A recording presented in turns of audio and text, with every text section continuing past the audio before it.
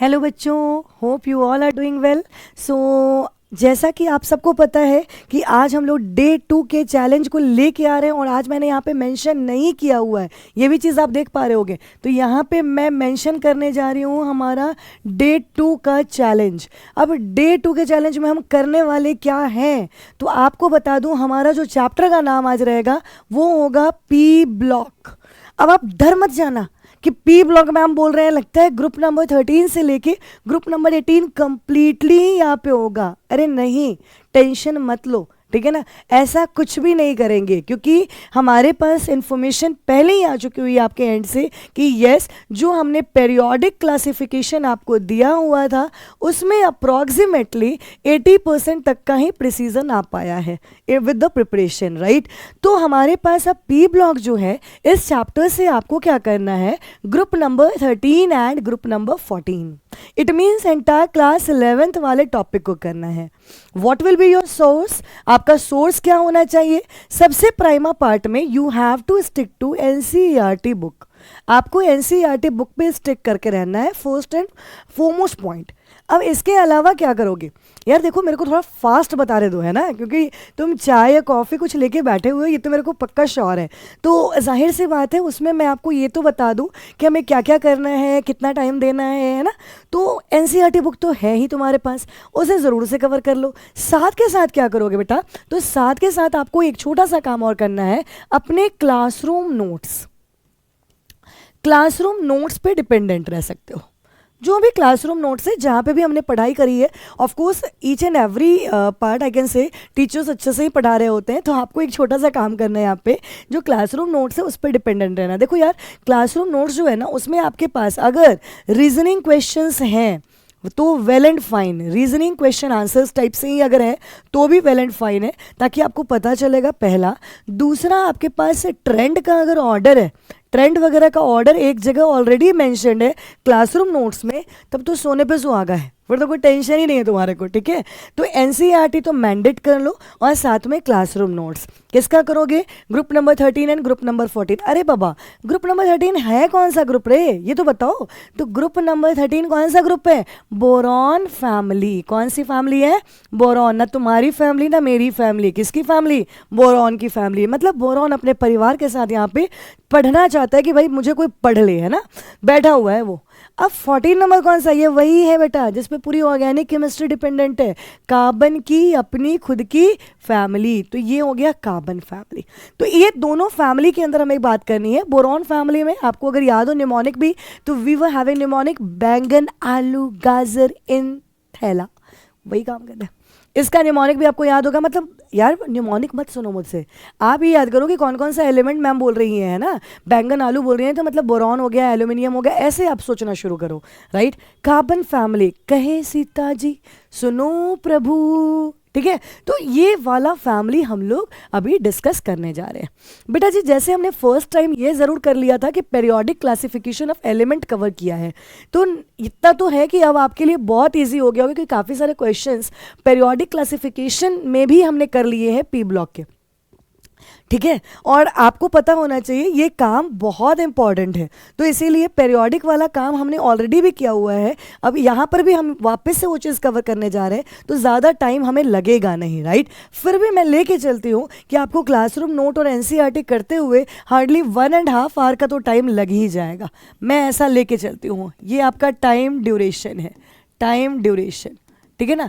आप याद रखें, अपने सामने घड़ी लगा के तभी पढ़ाई वढ़ाई शुरू करें, वेरी इंपॉर्टेंट, ये बहुत ज़रूरी रहेगा। सीधा पढ़ना मत शुरू कर लेना, है ना। तो डे 2 का चैलेंज के लिए तो आप लोग रेडी हो। अगर यस रेडी हो तो आपके सामने चैलेंज में फिर हम नया कुछ भी लेके आते ही हैं कि क्या करना है उस के अंदर, है ना। तो पेरियोडिक क्लासिफिकेशन है पहला काम, है ना। पेरियोडिक ट्रेंड, अब पेरियोडिक ट्रेंड यार, पेरियोडिक ट्रेंड में तुमने पढ़ा है एटॉमिक रेडियाई, है ना। एटॉमिक रेडियाई हो जाएगा यहाँ पे। अब जैसे कार्बन फैमिली आ गया तो कोवलेंट रेडियाई की तुम बात करोगे, इजंट इट। उसी तरह से तुम्हारे पास पेरियोडिक ट्रेंड में ही आपके सामने था आयनाइजेशन एंथैल्पी, यार उसका ऑर्डर जो है ना वो आपको कवर करना है, राइट। देन हमारे पास इलेक्ट्रोनेगेटिविटी, उसका ऑर्डर कवर करना है। तो ये कॉन्सेप्ट हमारे पास रहेगा। इसी में आगे बढ़ते जाओगे, you will come across physical property, थोड़े बहुत रीजनिंग टाइप के क्वेश्चंस होते हैं, बहुत ज़्यादा इंपॉर्टेंट नहीं है यहाँ का फिजिकल प्रॉपर्टी, राइट। देन आते हो आप केमिकल प्रॉपर्टी में। केमिकल प्रॉपर्टी में आपको क्या है ना, दोनों ही फैमिली के लिए अगर मैं बोलूँ तो रिएक्शन विद एयर, वहाँ पे ऑक्सीजन और कार्बन वाले साइड में ऑक्सीजन का दे रखा है और इधर एयर दे रखा है, आपको ये काम कर लेना है। जैसे अगर मान लो हमारे पास ये बोरॉन की फैमिली है, तो वो एसिड एंड एल्कली के साथ कैसे रिएक्ट करती है, उसके रिएक्शंस हैं, वो भी आपको कवर करना है। ये वन टाइम में ही आपको कवर करते चले जाना है, राइट। उसी तरह से आपके पास कार्बन की फैमिली में अगर हम देखेंगे तो वहाँ पर भी रिएक्शन है, तो वहाँ पर भी, और साथ में बोरॉन में भी ये रिएक्शन कौन सा, हैलोजन वाला, तो वो हैलोजन का भी रिएक्शन करना है। तो चलिए ज़रा हम पहले आपको रूबरू करवाते हैं आपके अपने सिलेबस, जहाँ पे आप क्या क्या काम करने वाले हैं।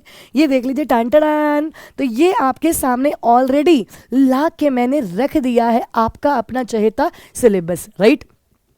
जैसे मैंने आपको बताया था, डे बाय डे हम लोग भी इनोवेटिव होते रहते हैं। आपको बताया, आपके एंड का फीडबैक आया उसी से, तो मुझे ये लगा कि पेरियोडिक क्लासिफिकेशन में मैंने थोड़ा शॉर्ट में आपको बता बस दिया है, राइट। तो थोड़ा टाइम दे देते हैं आपको भी पढ़ने का, और हम यहाँ पे आपको चीज़ें बार बार अच्छे से कवर करवाना शुरू करते हैं। अब ट्रेंड में क्या है, सबसे पहले आपके पास इलेक्ट्रॉनिक कॉन्फिगरेशन। तो कॉन्फिगरेशन आपको बोरॉन की फैमिली का भी और कार्बन की फैमिली का भी, दोनों ही फैमिली के एलिमेंट्स के कॉन्फिगरेशन, दोनों वाले, एक तो इनर्ट गैस वाले भी कॉन्फिगरेशन कवर कर लेना, और साथ में एक जो सिंपल वाला एसपीडीएफ वाला होता है वो वाला भी configuration. It means electron filling यार, है ना। तो वो कॉमन सा इलेक्ट्रॉन फिलिंग जो मैंने सबसे आगे आपको बोला था रिवाइज कर लेने को, राइट। एटॉमिक रेडियाई, अब एटॉमिक रेडियाई का तो मैं आपको साथ साथ के वीडियोस, क्योंकि आपको पता ही है पेरियोडिक ट्रेंड का मैंने बोला था वीडियो, ये हम लास्ट मोमेंट के लिए पूरा तैयार कर रहे हैं। जैसे जैसे हमारा रिविजन का डे रहेगा तो हर वीक हम लोगों के पास सप्लीमेंट हो जाएगा, हमारे वीडियोज़ पूरे इकट्ठे हो जाएंगे, आप उसको बैठ के फिर देख लिया करना, ठीक है ना। तो अभी आपका तैयार हो चुका हुआ है एटॉमिक रेडियाई का भी। तो अब एटॉमिक रेडियाई में आपने अगर देखा हो तो वहाँ पे आपको क्या करना है भाई, अगर कार्बन 14 वाला ग्रुप अगर आ गया तो कोवलेंट रेडियाई करना है ना। तो कोवलेंट रेडियाई एटॉमिक रेडियाई में आपके पास आता है, वहाँ पे वॉन्डरवॉल रेडियाई भी है, मेटालिक रेडियाई भी है ना। ये सारे कॉन्सेप्ट्स हम लोग कवर करते हैं इन पेरियोडिक क्लासिफिकेशन ओनली। देखो अब उसका सबका काम आने वाला है, ठीक है। आयनाइजेशन एंथैल्पी, आयनाइजेशन एंथैल्पी, तो आपको पता है इलेक्ट्रॉन का रिमूवल वाला कॉन्सेप्ट। तो इलेक्ट्रॉन को आप रिमूव कर रहे होते हो फ्रॉम आइसोलेटेड गैसियस एटम, उसमें जो एनर्जी, जिस एनर्जी की हम बात कर रहे हैं वहाँ पे इलेक्ट्रॉन निकालने वाली एनर्जी को फ्रॉम आइसोलेटेड गैसियस एटम, उसी का नाम तो आयनाइजेशन एंथैल्पी होता था, राइट। इलेक्ट्रोनेगेटिविटी का कॉन्सेप्ट, अब ये देखो ये जेईई के सिलेबस में नहीं था पेरियोडिक में, लेकिन वहाँ भी मैंने आपको बोला था बेटा मेरे खातिर पढ़ लेना। तो प्लीज़ इलेक्ट्रोनेगेटिविटी आज भी मत भूलना, प्लीज़ एंड प्लीज़ ज़रूर से ये टॉपिक को भी कवर कर लेना अच्छे से, ताकि इसमें इस सब में ना ट्रेंड्स, इसका आपको डेफिनेशन कोई नहीं पूछ रहा है, आपको सारे ट्रेंड पूछेंगे, ऑर्डर पूछेगा। मतलब आपको ग्रुप में पीरियड में अकॉर्डिंगली जहाँ पे जो चीज़ें वहाँ पे एप्लीकेबल होंगे उसके ऑर्डर्स आपको पूछेंगे, और कुछ नहीं है। तो थोड़ा सा ध्यान उस पर फोकस करके करना। फिर जैसे मैंने आपको बताया फिजिकल प्रॉपर्टी में रीजनिंग के क्वेश्चन बनते हैं, जो इतना ज़्यादा कोई खास है नहीं यहाँ पे। तो हमारा मेन टास्क हो जाएगा, अब हम केमिकल प्रॉपर्टीज़ की तरफ बढ़े। केमिकल प्रॉपर्टीज़ में हमारे पास ग्रुप 13 एंड 14 के एलिमेंट्स हैं। अब उनका एयर के साथ मतलब ऑक्सीजन के साथ रिएक्शन दोनों तरफ हम लोग कर लेंगे, ठीक है ना।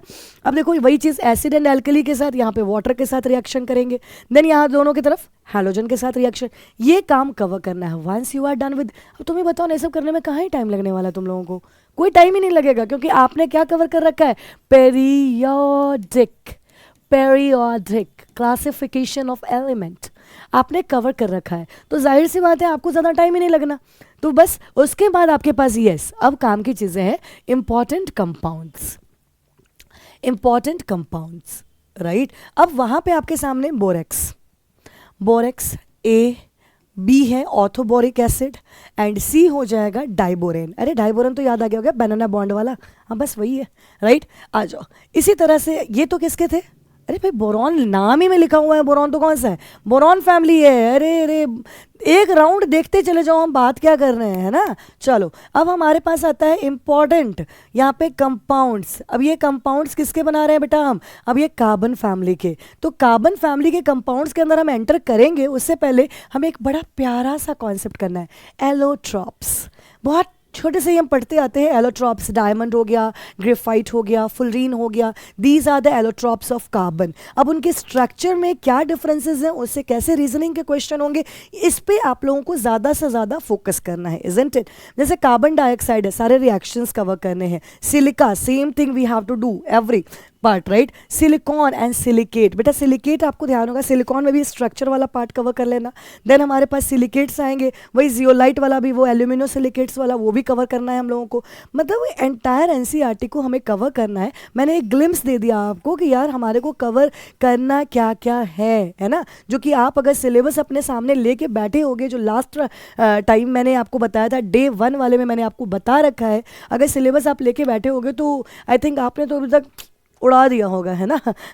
बिल्कुल सिलेबस को उड़ा दिया होगा यार, कम ऑन, और क्या उड़ा दोगे अभी, ठीक है ना। बस ये तैयारी करना है, एग्जाम हमें ना उड़ा दे, तो उसकी तैयारी में चल रहे हैं, ये काम हो जाएगा। बोलो जी, ये अच्छे से कवर हो जाएगा, आराम से हो जाएगा।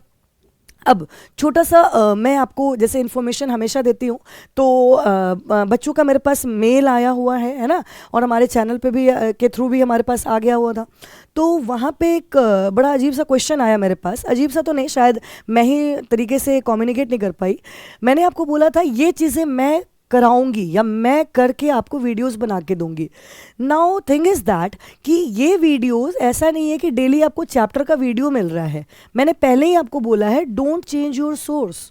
आप सोर्सेज नहीं बदलोगे।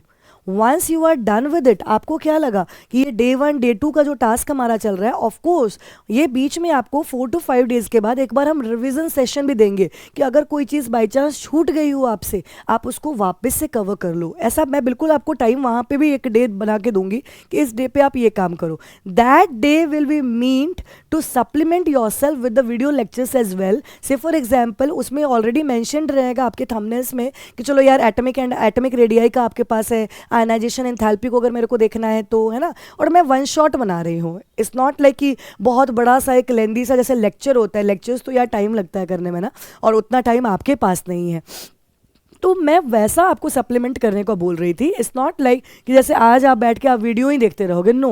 पहले जो सोर्स के थ्रू आप अक्वेंटेड हो, you are adapted to it, so go with that source only and then on, उसके बाद आप ये काम करोगे। क्योंकि once you are done with something from your part, तब आप उसमें लूप होल्स देखोगे ना कि अच्छा मेरे को ये टॉपिक नहीं हो रहा है, अच्छा मेरे को थोड़ा समझने में ये टॉपिक प्रॉब्लम हो रहा है, देन डिपेंडेंट ऑन दैट आपका डिपेंडेंसी तब जाके आपका वहाँ पे होना चाहिए। ऐसा नहीं कि you initiate with day 1, okay ma'am where is the video lectures and where are all those stuffs you promised at that day, ऐसा कुछ नहीं है।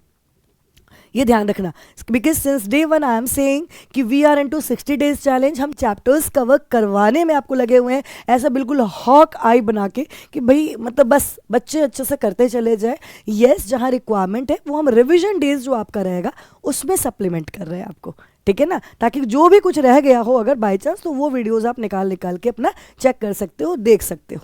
ठीक है जी, तो चलिए अब शुरू कर लीजिए। अब बिल्कुल आप अच्छे से जग गए होंगे, तो आप शुरू कीजिए अपनी तैयारी आज की। ज़्यादा टाइम आज नहीं लगेगा, आज मोर और लेस आपको like 3 hours more than enough रहेगा। और इसमें फिर वापस अगेन ये मत भूलना कि आपको यहाँ पे भी सारे चैप्टर कवर करने के बाद you have to go with again question practice नहीं भूलना है। और क्वेश्चन प्रैक्टिस के लिए 75 to 100 क्वेश्चन आपको इस चैप्टर से करना है, 75 to 100 क्वेश्चन।